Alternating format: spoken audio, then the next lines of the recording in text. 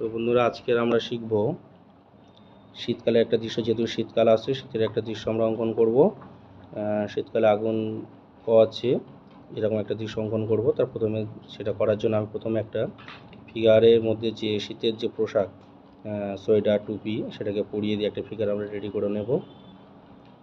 ফিগারটাকে কি করছি, মানে আগুন ধারে বসে আগুন পোহাচ্ছে সকালবেলা, এরকম একটা দৃশ্য করার চেষ্টা করব। তা প্রথমে ফিগারটাকে কমপ্লিট করে নিলাম।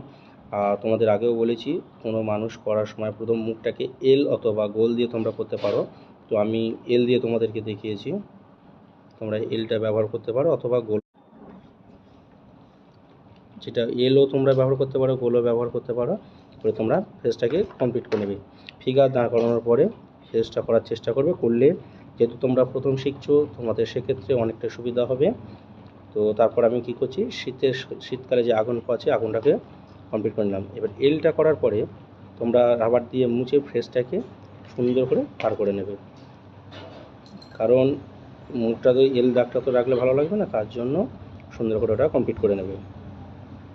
এবং শীতকালে যে আগুন পোহাচ্ছে সেটা নিশ্চয়ই ঘরের পাশে। এবং শীতকালে আমরা চেষ্টা করব, শীতকাল মানে যে খেজুর গাছের রস, সেটাও আমরা রাখার চেষ্টা করব। কারণ শীতকালে ব্যাপারটা শুধু যে আগুন পোহাচ্ছে সেটা নয়, আগুন সেকছে বা তার সঙ্গে একটা খেজুর গাছ হলে খুব সুন্দর হয়। তাই আমি একটা খেজুর গাছও অ্যাড করে দিচ্ছি।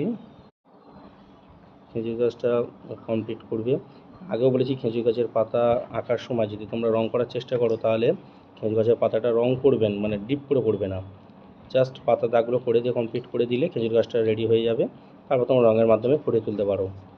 তো আমার সিনারি প্রায় কমপ্লিট। এবং যে আগুন পোহাচ্ছে, দুজনে বসে গল্প করে আগুন পোহাচ্ছে, কিছু কাঠকুটো দিয়ে দিলাম। তাহলে কেমন লেগেছে তোমরা অবশ্যই কমেন্ট করো। এবং আমি নেক্সট যে ভিডিও যেটা আমি করব, তাতে আশা করছি তোমাদের এইটা কালার আমি কমপ্লিট করে দেখাবো।